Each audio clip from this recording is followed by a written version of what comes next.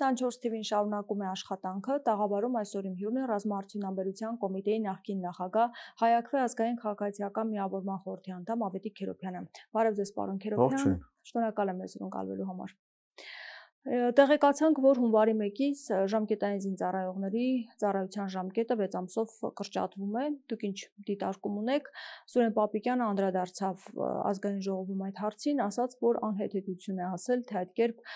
նաև զինված ուժերի քանակն է կրճատվելու, որովհետև իրենք դա համալրելու են պայմանագրային զինծառայողներով։ Ինչ խնդիր եք դուք տեսնում։ Դա այստեղ համար մեկ խնդիրը այն է, որ Սուրեն Պապիկյանը հեղում է կատարում կառավարության այսպես կոչված ծրագրին, որ 21-26 թվականների ծրագրի մեջ ծառայության ժամկետի, զինծառայության ժամկետի կրճատում կա, բայց այս հապճեպությունը, որ կրճատում են, ծառայության ժամկետը եւ ելի ուշադրությունը դարձնենք մեր ունկնդիրների վրա, որ կառավարության վարչախմբի ղեկավարը իր բերանով ասում է, որ ավելի առաջ ենք բերում այս կրճատելու ժամկետը, հա, 2026 թվականի ամառային զորակոչի փոխարեն 2026 ձմեռային զորակոչին են բերում, դա ինքնին արդեն ապօրինություն է, որովհետև դա իրենք չեն որոշում, դա ազգային ժողովը կարող է որոշել, կառավարության որոշելիքը չէ։ Բայց ապօրինության վրա ենք տեսնում, Սուրեն Պապիկյանը հեղում է կատարում ծրագրի մի կետին լռելով, որ ծրագրի մնացած բոլոր կետերը չեն կատարել եւ չեն էլ նախաձեռնել եւ այս հապճեպությամբ նախընտրական տարում կամ ընտրական տարում կատարել այս փոփոխությունները, մի կողմից կարելի է սա իհարկե վերագրել որպես նախընտրական քայլ, մեր ժողովուրդը այսպես զգացմունքորեն ամենախոցելի հատվածի ուղված, հա, զինվորի մայրերի ուղված, բայց սա նաև հաջորդ կառավարության խնդիրն է դառնալու, հա, չպետք է մոռանանք, որ 2026-ի հունիսին ամենաուշի 2026-ի հունիսին ընտրություններ են եւ դրանից հաջորդող կառավարության խնդիրն է արդեն դառնալու այս կրճատված զինծառայության ժամկետը, բայց այս ամեն ինչի հետ չպետք է մեզ ինքներս խաբենք, որ սա այս վարչախմբի որոշումներն են։ Կա հստակ պահանջ Ադրբեջանի եւ Թուրքիայի կողմից ձևակերպված արդեն, որ եւ դա մեկ անգամ չէ, որ պահանջ հնչեցվել է դեմիլիտարիզացիայի, բանակի այսպես անորոշակարգային զորամիավորման կամ զորամասի վերածելու, ինչպես 1920 թվականին Քեմալի կողմից ներկայացված պահանջներն էին, Հայաստանում ունենալ չունենալ զորք, չունենալ պաշտպանություն, չունենալ բանակ, այնպես էլ այս պահանջները կրկնվում են հիմա եւ այսպես շուտափույթ կերպով բանակի թվակազմը կրճատելը եւ Սուրեն Պապիկյանը ստում է, որ թվակազմը չի կրճատելու, այնպեսի փոփոխություններ չեն կատարել, այնպեսի ռեֆորմներ չեն կատարել, որպեսզի բանակը կարողանա նվազ թվակազմով կամ նվազ ժամկետային ծառայության պայմաններում ունենա հավասար կամ գոնե նման մոտիկ մարտական կարողություն։ Այսինքն ժամկետայիններով չեն կարող համալրել։ Ձեր մտավախությունը դա է, այդ թիվը չեն կարող վերացնել։ Ես համոզված եմ, որ չեն կարող անեն պայմանագրայինների հաշվին։ Ինչու՞։ Այսպես հղում են կատարում, որ մի քանի հազար արդեն շահառուկա պաշտպան հայրենիաց ծրագրի, այսպես որ 6 ամիս հետո պայմանագիր են կնքում եւ մի քիչ ավելի ժամանակով ծառայում են, բայց այդ պայմանների մեջ, այդ պաշտպան հայրենիաց ծրագրի պայմանների մեջ կա շատ ավելի երկար արձակուրդ, այսինքն փաստացի ծառայության ժամկետը մնում է նույնը, ծառայության մեջ գտնվելու ժամկետը, հա, այն որ ծառայության սկզբի եւ վերջի միջև ընկած ժամկետը երկարում է, դա փաստ է, բայց փաստացի ծառայության մեջ գտնվելու ժամկետը ավելի կարճ է, քան այդ երկար ժամկետը։ Եվ թվակազմը փաստացի ծառայության մեջ գտնվող կրճատվելու է, այո, այս զինծառայության ժամկետը կրճատվելու հետևանքով։ Բայց նաև չեն էլ նշում, թե այդ քանի հազար է օգտվում այդ ծրագրից։ 2024 թվականի տվյալներով ընդամենը 1600 հոգի էր, հա, իսկ մեր բանակի մոտավոր եմ ասում, յուրաքանչյուր զորակոչի թվակազմը հաշվի առնելով, դա մի 5-6000-ի տարբերություն կազմելու է։ Իսկն 5-6000-ով պակաս մենք զորակոչելու ենք, քան պայմանագրայինների ու ընդամենը այս մի ծրագրով պայմանագրայինների մասին է խոսքը, կարողացել ենք ավելացնել ծառայողների ժամկետը։ Բայց դրա հետ միասին նաև կան պայմանագրային զորամասեր, որտեղ աշխատավարձը կտրուկ կրճատվել է եւ այդ զորամասերում ծառայողներն են կրճատվելու։ Դա հիմնականում վերաբերում է սահմանամերձ բնակավայրերին, սահմանամերձ գոտիներին, որտեղ որտեղի բնակավայրերից հիմնականում համալրվում են պայմանագրերով այդտեղի զորամասերը։ Այնտեղ մենք ունենք շատ ավելի վատ պատկեր։ Եվ այսպես հղում կատարելով, որ կառավարության ծրագրի համապատասխան կրճատում ենք, բայց կարողացել ենք եւ այլն ինչ որ բաներ անել, ոչ մի բաներ չեն կարողացել անել։ Միակ բանը, որ կարողանում են, դա ստում են ժողովրդի աչքերին նայելով, դա ստում են հասկանալով, որ իրենց սուտը գնում հասնում է, ել եմ կրկնում, ամենազգացմունքային խոցելի հատվածի սրտերին։ Հիմա այս ամենը արդյոք տեղավորվում է բանակի ռեֆորմների մեջ, ինչի մասին խոսում է իշխանությունը։ Այն ինչ որ ռեֆորմները թղթի վրա գրած են, դա ռեֆորմներ չի կարելի կոչել։ Բանակի այսպես կերպափոխման հայեցակարգը դա նույնիսկ դրան փաստաթուղթ անվանել չի կարելի, հայեցակարգ չի կարելի անվանել, նույնիսկ այդ թուղթը կարդալով այնպիսի անհեթեթությունները մեջը գրած, որ հնարավոր մասնավորապես ասենք մարտական ոգուն վերաբերող, հա, եւ մենք գիտենք, ասենք մարտական ոգին ինչով է պայմանավորված, հա, մարտական ոգին մարտակոչով, մարտական ոգին հրամանատարների վարկագծով, հրամանատարների ծառայության նկատմամբ հրամանատարների վերաբերմունքով է պայմանավորված, նաև պայմանավորված է կրթությամբ, պայմանավորված է հայրենասիրական կրթությամբ, որը այս վարչախումբը հետևողականորեն են քարուքանդ է անում, եւ չի կարելի այս կերպափոխման հայեցակարգին նաև հողում անել, ասել գիտեք, այս կերպափոխման հայեցակարգ ունենք, դրա համար մենք ծառայության ժամկետ ենք կրճատում։ Ծառայության ժամկետը կարող է կրճատվել, եթե կառուցվի պաշտպանական կուռ համակարգ, անվտանգության կուռ համակարգ, համապարփակ պաշտպանության եւ անվտանգության համակարգ, կանգնած բանակի կայուն կանոնավոր բանակի կողքին կառուցվի ակտիվ պահեստազորի գործուն համակարգ, ոչ թե այն ինչ որ թղթի վրա գրում են, եւ կառավարության որոշումներով 3 ամիսը մեկ վարժական հավաքներ են հայտարարում, ասենք 5-10 կամ լավագույն դեպքում տարեկան 15000 հոգի կանչելով այդ վարժական հավաքներին, եւ կառուցելով տեղական եւ տարածքային պաշտպանության ուժերի գործուն համակարգ, ինչը մինչ այսօր չի կատարվել։ Կառուցում են այդպիսի, կարող է կրճատվել զինծառայության ժամկետը այդպիսի համակարգ կառուցելուց հետո։ Դա պետք է լինի հետևանք, ոչ թե նպատակ, այն էլ շատ այսպես անտաշ եւ կոպիտ կերպով շարժված նախընտրական խոստումով։ Հիմա սա զուտ նախընտրական այսպես տրամադրություններ ձևավորելու համար է, թե այլ նպատակներ կան եւ այսպես կարծիքներ կան, որ 1 տարի են հետո սարքելու ծառայությունը։ Տեսեք, ելի եմ կրկնում, կա Ադրբեջանի կողմից պահանջ, Ադրբեջան ասում ենք, Թուրքիա հասկանում, հա, Հայաստանի Հանրապետության բանակը վերացնելու։ Սա քայլերից մեկն է։ Քայլերից մյուսը, տեսեք, այս նույն կառավարությունը 3 որոշում ընդունեց, հավանության արժանացրեց օրենքի նախագիծ հիշատակի տոների եւ հիշատակի օրերի մասին օրենքում փոփոխություն կատարելու հունվարի 27-ը հայրենիքի համար անկասների հիշատակի եւ խոնարհման օր, հունվարի 27, հունվարի 28-ի նախորդ օրն է։ Անհնարին է պատկերացնել, որ մենք կունենանք 2 իրար հետևից աշխատանքային օր, ոչ աշխատանքային օր, հունվարի 27-ը եւ հունվարի 28-ը։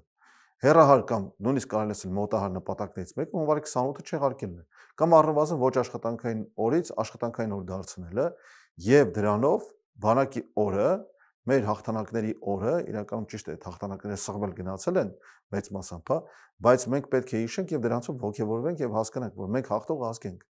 Հիմա հունվարի 28-ը սղելու են, չեղարկելու են։ Եթե ոչ հիշատակի տոնը, ապա այն դարձնելու են աշխատանքային օր։ Հիմա ես կարող եմ ասել եւ վստահաբար կարող եմ պնդել, որ յուրաքանչյուր հունվարի 28 սկսվում է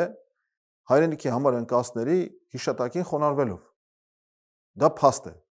Առավոտ կանող զինվորականությունը գնում է եռաբլուր եւ խոնարհվում անկասների հիշատակին։ Հիմա նոր տոն են կամ օր են սահմանում, տոն չասենք, հա, նոր հիշատակի օր են սահմանում, ոչ աշխատանքային օր, ինչ եք պատկերացնում, ասենք կարելի է հունվարի 27-ին խոնարհվել, մի հատ էլ հունվարի 28-ին խոնարհվել։ Չի լինում այդպիսի բան։ Հունվարի 28-ը այո, նաև հայրենիքի համար անկասների հիշատակին խոնարհման օր է, արդեն։ Հիմա սարքում են մի հատ էլ օր, որ չգիտես ինչ անեն։ Հունվարի 28-ին միջալից հիշեցնեմ Իսրայելում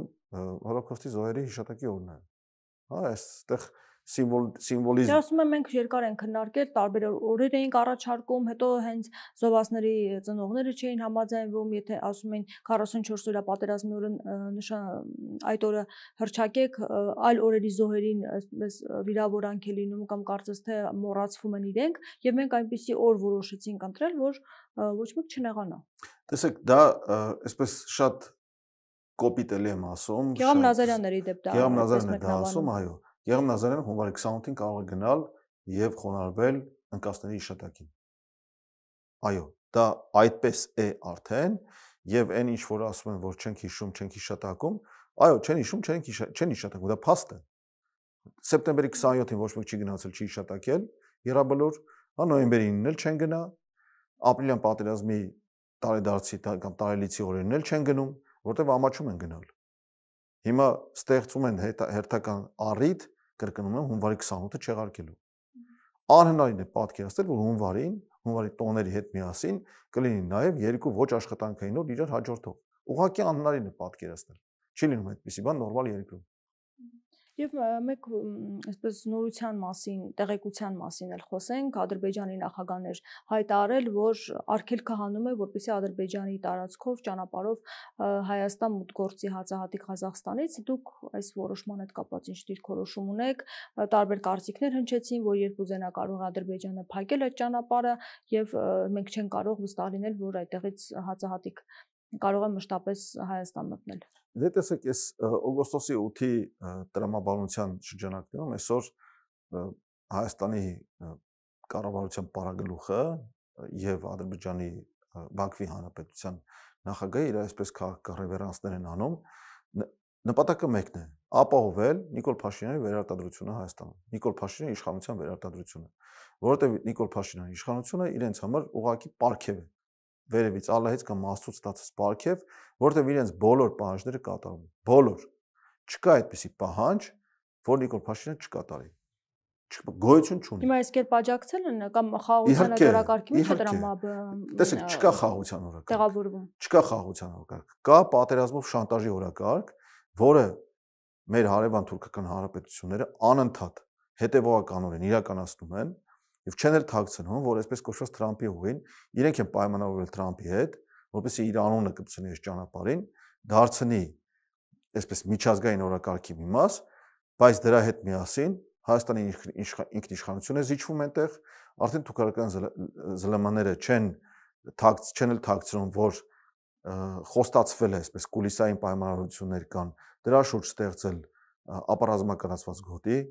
արդեն չեն էլ թաքցնում, որ եւ այսպես սուտը ստի հետևից ասելով մեկը մի ստով մյուսը պարտակելով չեն էլ թաքցնում, որ այնտեղ չի լինելու իրական ամբողջական սահմանային ստուգում, բեղրների սահմանային ձևակերպում, տեղափոխվող ուղևորների ինքնության ստուգում եւ այլն։ Մենք գիտենք, որ օրինակ եւ 2016 թվականին եւ 2020 թվականին եւ 23-ին էլ Թուրքիան մեր դեմ օգտագործել է սիրիացի վարձկաններ եւ ոչ միայն սիրիացի ահաբեկիչներ եւ այսօր այդ ահաբեկիչներին փորձում են բերել լցնել Արցախ, նրանցով վերաբնակեցնել օկուպացված տարածքները, մեզից խլված տարածքները եւ ոչ մի երաշխիք չկա, որ այդ ճանապարհով չեն գնա գա այդ նույն ահաբեկիչները Ախջևանից ազատագրված նախկինում ազատագրված հիմա ռազմակալված տարածքներ եւ մի օր էլ հանկարծ այդ ավտոբուսից զենք ու զրահ ձեռքներին չեն իշտի այդ ճանապարհին եւ մեզ արգել են օրինակի համար անցնել այդ ճանապարհը, օգտագործել այդ ճանապարհը։ Ոչ մի երաշխիք չկա։ Հակառակը, այսօրվա պայմանավորվածությունները, այն պայմանավորվածությունները, որոնք որ բարձրաձայնվում են, այդ պայմանավորվածությունները թույլ են տալու դա անել։ Ես հիմա գույները չեմ խտացնում, իհարկե, հա, բայց եթե պատկերացնեք, ասեք իրավիճակի վատթարագույն զարգացումը, դրանից էլ ավելի վատ կարող է լինի։ Կարող է պատահի, որ այն բեռնատարները, որոնք որ Իրանից գալիս են Հայաստան եւ բեռներ են տեղափոխում, իսկ մենք գիտենք, որ ժամանակ առ ժամանակ Իրանով ճանապարհը մեր համար կենսական կարևորություն է ստանում, հաշվի առնելով ասեք եղանակային պայմանների վրա Կովկասում, մի օր կարող է պատահի, որ այնտեղ հանկարծ թուրքական տարբերանշաններով կամ ավելի վատ գորշ գայլերի տարբերանշաններով մարդիկ իշտեն այդ սահմանի վրա եւ արգելեն ասեք Իրանի բեռնատարների անցումը Հայաստան։ Բացարձակապես բացառված չի դա։ Եվ այն ինչ որ ասում են, որ հա ինչ որ ղազախական ցորենի խմբականակ, այս կոմենկոմ, այդ ասողներին պետք է հիշեցնել, ասենք ԵԱՏՄ կանոնները, հա, մանավանդ որ, ասենք նույն ղազախական ցորենը այսօր կարող է լինել, վաղը չլինել, իսկ ռուսական ցորենը, ես իհարկե ընդհանրապես այսօր Ռուսաստանի հետ որևէ պայմանավորություն հնարավոր չէ, ասենք 100% վստահությամբ պնդել, որ դրանք կարող են տեղի ունենալ, Բայց Ռուսաստանը ԵԱՏՄ երկրների համար ունի հստակ սահմանված հացահատիկի քվոտաներ, որոնք ցանկացած դեպքում պետք է մատակարարվեն։ Ցանկացած դեպքում յուրաքանչյուր, ասենք Ռուսաստանի մնացած այլ պայմանավորություններից դուրս են այդ պայմանավորությունները։ Սրանք ցանկացած դեպքում կարող են մատակարարվել եւ այդ մատակարարման քվոտան մեր կարիքը բավարարելու է։ Հիմա ղազախական ծորեն, չգիտեմ Ադրբեջանով, Վրաստանով ճանապարհ եւ այլն, այդ ամեն ինչը, ասենք քարտեզին նայողը եւ Հայաստանի երկաթուղային ցանցի մասին ճիշտ է շատ պատկերացում ունեցողը կարող է հստակ պնդել եւ կարող է հստակ հաստատել իմ խոսքերը, հա, որ օրինակ ասենք Թուրքիայից Ադրբեջան ամենակարճ ճանապարհը Կարս-Գյումրի հատվածը վերականգնելն է եւ Հրազդան-Իջևան կամ Վանաձոր-Իջևան հատվածի այնտեղ շատ փոքր աշխատանքներ կան կատարելու։ Կարգերով ավելի փոքր գումար է ծախսվել, կարող է ծախսվել այդ երկաթգիծը վերականգնելու համար, քան Թուրքիան, որ պատրաստվում է Կարս, Իգդիր, այսպես Նախիջևան եւ էլի Մեղրիով եւ մնացած արդեն շարունակությամբ ճանապարհը կառուցելու եւ ժամանակից տեխնիկայով, տեխնոլոգիայով վերազինելու համար։ Այնպես որ այս բոլոր այս խոսակցությունները խաղաղության ճանապարհներ, ապաշրջափակում եւ այլն, դրանք ոչ այլ ինչ են, քան Նիկոլ Փաշինյանի իշխանության վերարտադրելը ապահովելու համար քաղաքական հայտարարություններ։ Ոչ այլ ինչ։ Ներքաղաքական կյանքում լարվածությունը կամ այն ձերբակալությունները, որոնք իրականացվում են Նիկոլ Փաշինյանի ահազանգերը, որ կարող են լինել կուսակցություններ, քաղաքական ուժեր, որոնք ընտրությունների նույնիսկ չմասնակցեն, ինչ իրավիճակ է հիմա ներսում տիրում եւ արդյոք ժամանակի շուտ չի սկսվել այս լարվածությունը, որովհետեւ կես տարուց ավել կա դեռ ընտրությունների։ Դե ընդհանրապես ինչ տեղի ունենում ոստիկանական ուժերի կամ ԱԾ ուժերի մասնակցությամբ, հա, որևէ իրավական սահմանման չի ենթարկվում։ Հնարավոր չէ ասել, որ սա իրավապահ համակարգ է։ Հնարավոր չէ ասել, որ սա իրավական պետություն է, մանավանդ որ կառավարությունը իր բոլոր ծրագրերը խախտել է, կառավարությունը իր խոստումը խախտել է, այս իշխող ուժը իր նախընտրական խոստումները բոլորը խախտել է, չկա որևէ բան, որ ասես խոստացել էին անել կամ ծրագրեր են անել եւ դրա համար հարկեր են հավաքում ժողովրդից եւ դրա համար պարտք են վերցնում արտաքին աղբյուրներից կամ ներքին աղբյուրներից եւ դա արել են։ Չկա որևէ նման բան։ Կա ուրիշ բան, ես ասեմ, ինչ եմ տեսել իմ աչքով, այս վերջերս տեսել եմ Հայաստանի Հանրապետության, այսպես ՀԽՍՀ վարչական սահմանից ներս կառուցվող ամրաշինական կառույցներ, բայց որտեղ այն տարածքում, Վայոց-Ձորի այն հատվածում, որտեղ 2022-ին ներխուժում եղավ եւ Ջերմուկ համայնքում մասնավորապես մոտավորապես 60 քառակուսի կիլոմետր տարածք ռազմակալված է այնտեղ եւ այնտեղ մեր, չգիտեմ, ռազմական այդ ինչ ցնորված միտք է, հա, որ այնտեղ կառուցել ամրաշինական կառույցներ դիրքերի փոխարեն, դիրքերի տեղը։ Ուրեմն այդ ամրաշինական կառույցները կառուցվում են ադրբեջանցիների 3 տարի առաջ, 3 տարվա ընթացքում ստեղծված ամրաշինական կառույցների դիմաց։ Հիմա եթե չկա կուլիսային պայմանավորություն այդ ռազմակալված տարածքները մշտապես թողնել Ադրբեջանի տրամադրության տակ, ես չեմ կարող ասել էլ ինչ կա դրա փոխարեն։ Վստահաբար կա կուլիսային պայմանավորություն եւ այսօրվա իշխանությունը տարատեսակ այսպես քառակուսի կիլոմետրերի խոսույթի շրջանակներում վաղը չեմիսոր արդեն դա էլ կասեն, որ կա հստակ պայմանավորություն, որ զորքերը կանգնում են այնտեղ, որտեղ որ կանգնած են, սահմանագծման այսպես գործընթացը գնալու է միանշանակ Ադրբեջանի պահանջների միակողմանի կատարմամբ Ադրբեջանի կողմից, եւ մենք գիտենք թուրքերը հստակ ունեն իրենց մոտ գրած օրենքը, որտեղ զինվորը կանգնել է այնտեղ իրենց սահմանը։ Ադրբեջանը նույն տրամաբանությամբ է շարժվում։ Այսինքն չեն հաշվելու գրաված տարածքներից։ Երբ ասում են այստեղից Նիկոլ Փաշինյանն ասում, հետո երեք Ալեն Սիմոնյանը նորից կրկնեց, ասեց այո, դա այդպես է, որ Ադրբեջան, մենք էլ ունենք տարածքներ, որ Ադրբեջանին է պատկանում եւ մենք ենք գրավել։ Հիմա այս հայտարարությունը ինչի համար է արվում, որովհետեւ եթե ադրբեջանցիները հետ չգնան այդ գրաված տարածքներից, այս պատճառաբանությունը բերեն, որ մենք էլ տարածքներ ունենք այստեղ Ադրբեջանում։ Գոյություն չունի նման բան, եթե չկա օրենք, Հայաստանի Հանրապետության օրենք սահմանագծման եւ սահմանազատման մասին, որով հստակ պետք է սահմանվեն, դա իհարկե պետք է լինի երկկողմանի, լավ կլինի իհարկե լինի այնտեղ անվտանգ նաև երաշխավոր այս գործընթացի, եթե չկա այդ օրենքը միջազգային պայմանագրի հիման վրա, որ Հայաստանի Հանրապետության սահմանը անցնում է SSSS տեղերով, չի կարող որևէ պետական պաշտոնյա պնդել, որ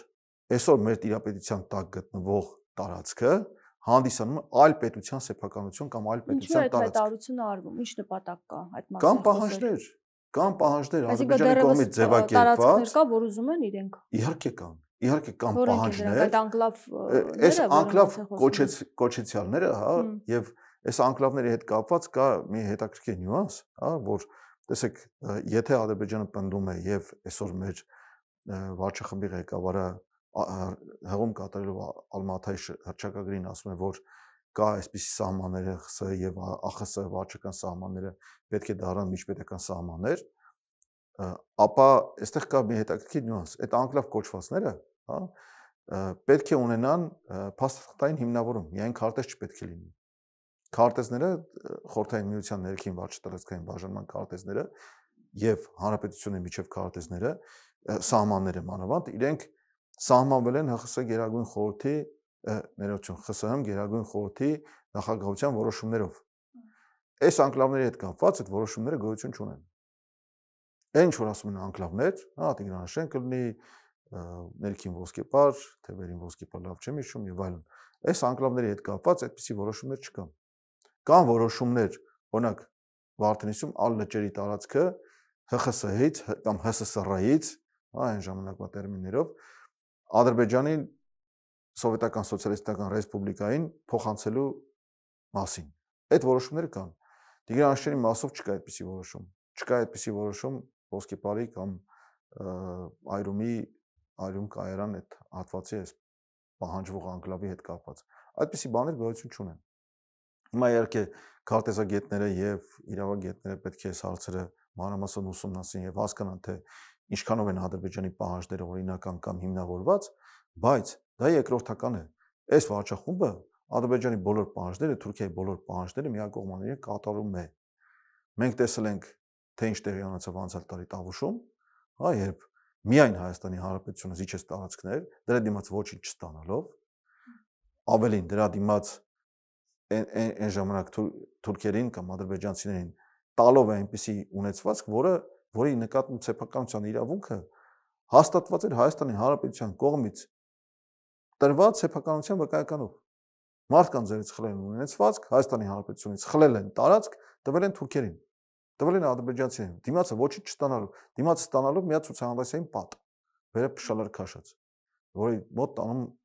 եւ հաջորդով լուսանկարվում են։ Տանում իմիջիայլոց հաջորդով ԶԼՄ-ների ներկայացուցիչ տանում եւ լուսանկարում են եւ ցույց են տալիս այսպես կոչված այս ամրաշինական կառույցները սահմանամեծ գոտիներում։ Բայց ինչպես ասացի, լինելու, որ հետագա դա օրինակ է լինելու, բայց ասացի արդեն այդպիսի կառույցներ նաեւ կառուցվում են ՀԽՍՀ վարչական սահմանից 7.5 կիլոմետր ներս թուրքական դիրքերից, ադրբեջանական դիրքերից ընդամենը 500 մետր հեռավորության վրա։ Ինչը գալիս է ապացուցել իմ պնդումը, որ կա կուլիսային պայմանավորվածություններ, այդ տարածքները մշտապես թողնել ադրբեջանցիների ենթակայության կամ դիրապետության տակ։ Ինչի օրինակ այդ ռազմակալված տարածքներում չի կամ այդ վիճելի ել չի, էլի, այնտեղ վիճելի բան չկա, հա։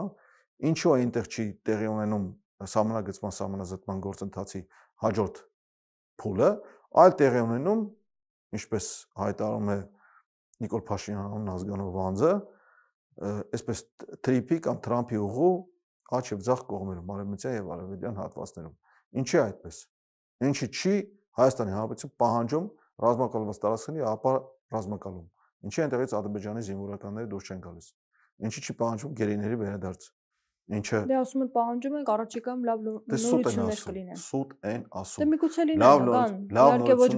լավ նորությունները ինչ պետք կարող լինել հենց վաղը։ Առաջիկան ո՞րն է։ Նախընտրական խոստումներ։ Հիշում եք 21 թվականի նախընտրական խոստումները, որ մեր տղաները 2 ամիս էլ կսպասեն Բաքվի բանտերում, կդիմանան, կհամբերեն, մենակ թե թողեք մենք ընտրվենք։ Թողեցին ընտրվեցին, իհարկե դա էլ էր նաև շանտաժ, այն ժամանակ ապահովված էր ազատ կամ արտահայտման իրավունքը, երբ որ դրանից մի քանի օր առաջ, ընտրությունից մի քանի օր առաջ Գեղարքունիքում ներխուժում էր, Սյունիքում ներխուժում էր, թուրքերի ուղիղ նշանառու կրակի տակ էին հայտնվել հայկական բնակավայրեր, ինչ ազատ կամարտահայտման իրավունքի մասին է խոսքը կամ կամարտահայտման։ Դրա մասին խոսք չկա։ Բայց թե ինչու այդ ժամանակվա 21, 22, 23 թվականի ներխուժված տարածքների մասին խոսք չի գրում կամ պահանջներ չեն դրվում, այլ կատարում է Ադրբեջանի եւ Թուրքիայի պահանջները միակողմանիորեն, այս կառավարությունը լռում է, հմուտ կերպով լռում է։ Այն հարցերին չեն պատասխանում, որին պատասխանել իրենց ձեռնտու չեն։ Դրա փոխարեն կատարում են տարատեսակ հայտարարություններ, իմիջիայլոց դրա իրավունքը չունենալով։ Հայաստանի Հանրապետության սահմանությունը, որ գործող սահմանությունն է, հստակ սահմանում թե պետական պաշտոնները, պետական եւ տեղական ինքնակառավարման մարմինները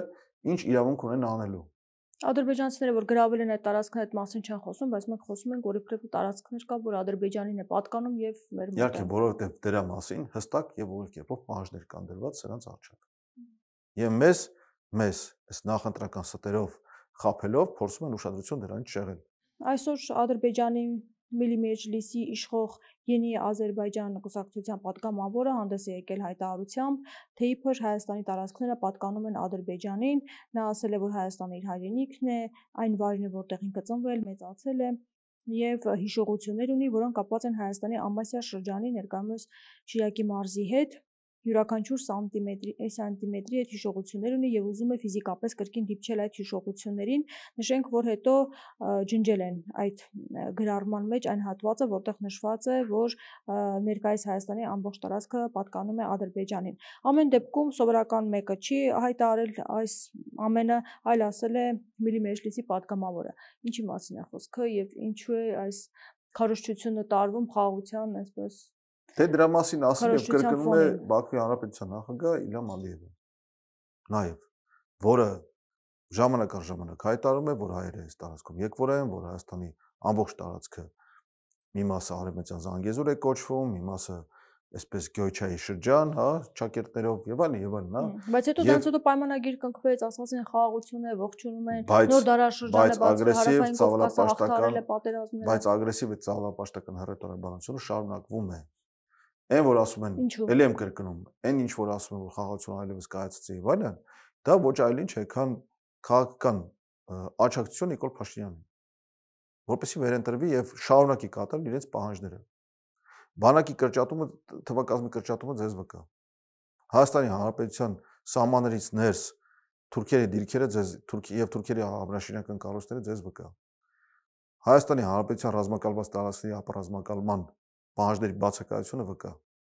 Գերիների վերադարձի պահանջների բացակայությունը վկա։ Հայաստանի Հանրապետության կառավարության իր ծրագիրը չկատարելը ձեզ վկա։ Սահմանադրությունը խախտելը, օրենքները խախտելը, բոլոր տեսակի բարոյական նորմերը խախտելը, կարմիր գծերի իսպառ վերացումը ձեզ վկա։ Հիմա եթե այսքան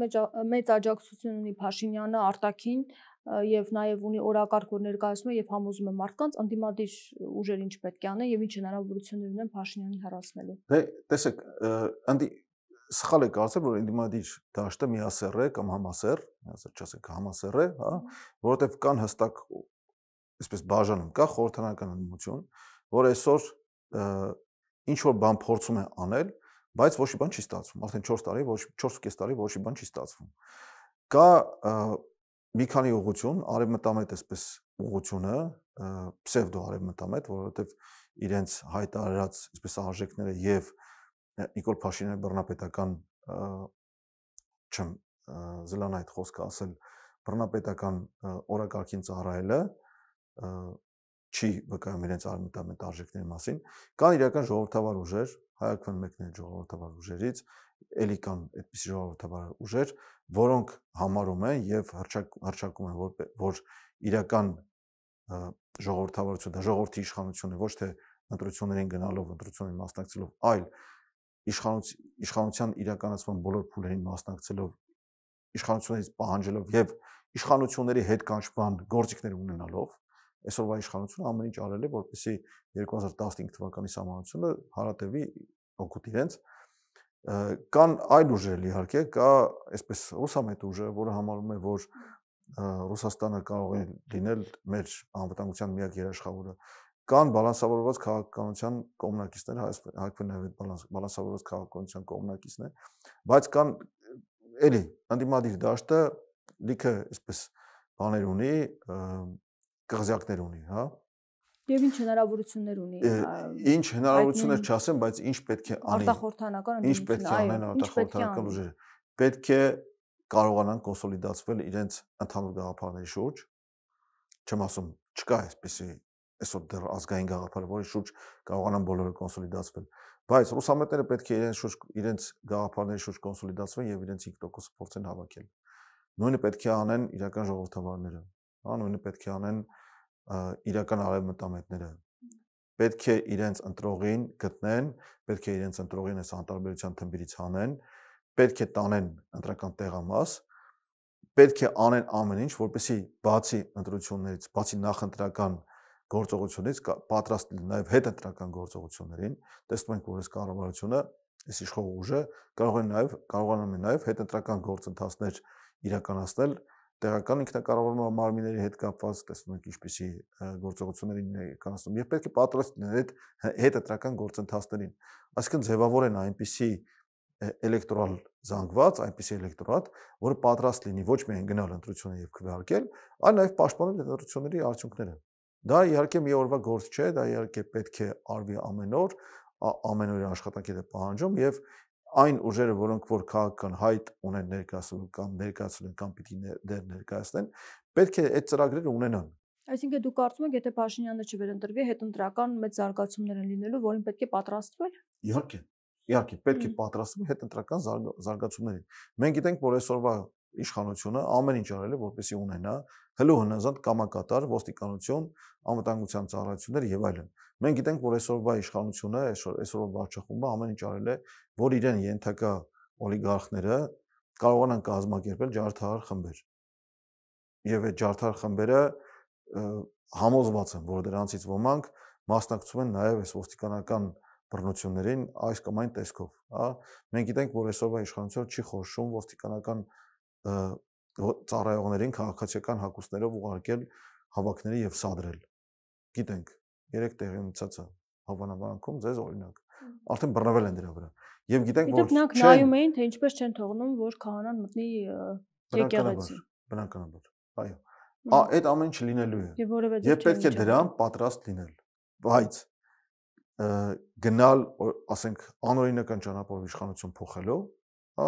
ես կարծում եմ, որ դա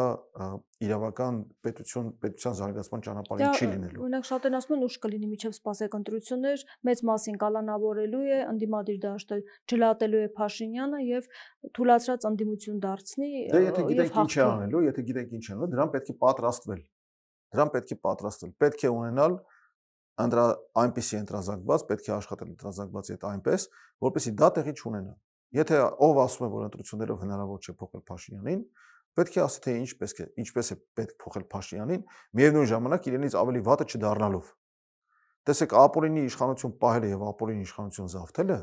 հա, իրենք կարելի ասել համարժեք են։ Ապօրինի իշխանություն վերցնողը, հա, չի կարող լինել ապօրինի իշխանություն պահողից ավելի լավը։ Հակառակը ավելի մեծ է լինելու գայթակղությունը այդ ապօրինի զավթած իշխանությունը ապօրինի ճանապարհներով պահելու։ Եվ չի կարելի պնդել, որ չպետք է պատրաստվել ընտրություններով իշխանություն փոխելու, որովհետև ընտրություններով իշխանություն փոխելը այսօրվա օրենսդրությամբ, այսօրվա սահմանությամբ իշխանություն փոխելու լեգիտիմ ճանապարհ է։ Միակը չէ, լեգիտիմ ճանապարհ է։ Այն մյուսները կա, որ միայն ընդդիմություն են հետո դառնալու։ Խորհրդանում ընդհանրապես ընդդիմություն այս կերպ։ Դե գիտեք, ասենք խորհրդանում ընդդիմություն կարելի լինել տարբեր ձևերով։ Կարելի լինել ընդդիմություն, որ կարող է գնա գլուխը տնտմբացնի կառավարության հարցու պատասխանի ժամանակ երկրորդական հարցեր տա եւ ոցաշունչ ելույթներ ունենա, ասենք ամբիոնից անարդյունք, իսկ կարելի է դառնալ խորհրդարանական ընդդիմություն եւ աշխատել նրա վրա, որպեսզի հաջորդ արտահայտությունը լինեն հնարավորինս շուտ, որպեսզի իշխանությունը չկարողանա պնդացնել իր ոտքը։ Ինչ պետք է անեն։ Եթե նրանք մեծամասնություն են, ինչ օրենք ուզում են ընդունում են, ինչ օրենք չեն ուզում չեն ընդունում, ընդդիմության հայտարարությունները մերժում են, նախագծերը մերժում են։ Իհարկե դա կա, բայց ընդդիմությունը պետք է աշխատի նաև ժողովրդին պահանջատեր դարձնելու ուղղությամբ։ Այսինքն դուք վատ չեք զգա, Եթե ժողովրդի իշխանապողություն չլինի, բայց խորհրդարան մտնեք։ Ես ինքս չեմ պատրաստվում խորհրդարան մտնել անձամբ։ Ես ինքս չեմ պատրաստվում պետական բարձր պաշտոն զբաղեցնել անձամբ։ Հա, բայց պատրաստ եմ եւ հայակվեն, տեսեք, մի տեսակ միամտություն կլինի այս մասին հիմա խոսել, որտեղ հայակվեն դեռ ինքը չի ձևավորել եւ չի արտահայտել իր քաղաքական հայտը, քաղաքական ուժ դեռևս որպես այդպեսին չի հայտարարվել, բայց եթե ձևավորվի, այո, պետք է անի ամեն ինչ, որպեսզի Հայաստանը վերադառնա, Հայաստանը դառնա նորից իրավական պետություն, դառնա ժողովրդավար պետություն, դառնա կարողանա ձևակերպել իրական ազգային շահ եւ հետամուտ լինել ազգային շահերին։ Այսօր եւ արդեն շատ վաղուց մենք դա չենք տեսնում։ Ոչ այսօրվա իշխանությունը, ոչ էլ նախկին ռեժիմները այդպեսին չեն եղել։ Ազգային շահ չեն կարողացել ձևակերպել եւ չեն կարողացել ժողովրդին տանել այդ ազգային շահի հետևից։ Դա եղել է մեր պարտությունների եւ անհաջողությունների պատճառը։ Եթե մենք ունենանք ձևակերպված ազգային գաղափար եւ ազգային շահեր, այո, հնարավոր կլիներ ժողովրդին տանել դրա հետևից, բայց դա չենք ունեցել։ Բայց իշխանության ինչ-որ բան կարող է փոխել որևէ ընդդիմություն։ Այո, դա, գիտեք, դա թյուր կարծիք է, դա կարելի է նույնիսկ թշնամական թեզ է։ Ասելը, որ եթե սրանք մնան իշխանության, ամեն ինչ նույնն է լինելու։ Չի կարող փոփոխությունների ձգտող ուժը եւ փոփոխությունների կարողություն ունեցող ուժը համար ամենօրյա աշխատանքի դեպքում փոփոխություններ չբերել։ Ինչ որ փոփոխություններ լինելու են։ Իհարկե այդ փոփոխությունները ավելի Բայց մենք տեսնում ենք Փաշինյանը գնում է, ինքը ինչ որոշում է անում է, ստորագրում է, նույնիսկ Վաշինգտոն գնալ է 2 օր, մի օր առաջ իմացանք։ Դե տեսեք, ինչ պետք է փոխի որևէ ընդդիմություն, որ լինի խորհրդարանում։ Հայակվեն իշխանության բոլոր ապօրինի գործողությունների մասին, հավաքում է փաստեր եւ ոչ միայն մենք իհարկե, հա։ Նաեւ կան այսպես իշխանամետ կամ իշխանամերձ իրավաբաններ կամ իրավապաշտպաններ, որոնք չեն կարող աշկ փակել այս վարչախմբի ապօրինությունների վրա։ Իրենք էլ են ինչ որ չափով իրավագիտակցություն ունեն եւ կարծում են, որ իրավական պետությունն է մեր ապագան եւ ժողովրդավար պետությունն է մեր ապագան, բայց մենք եւ ել եմ կրկնում նաեւ այլ ուժեր հավաքում եւ առնվազն հաղորդում են ներկայացնում դատախազություն, իշխանության այս կամ այն ներկայացուցիչի դա իրավական հիմքեր են։ Դա իրավական հիմքեր են հետագայում իրավական գործընթացներ ձեռնարկելու համար։ Շնորհակալ եմ։ Ձեզ շնորհակալություն։ Զրուցակիցս Հայակվե ազգային քաղաքացիական միավորման խորհրդի անդամ Ավետիք Քերոբյանն էր։ Շարունակեք մեզ հետևել, կհանդիպենք։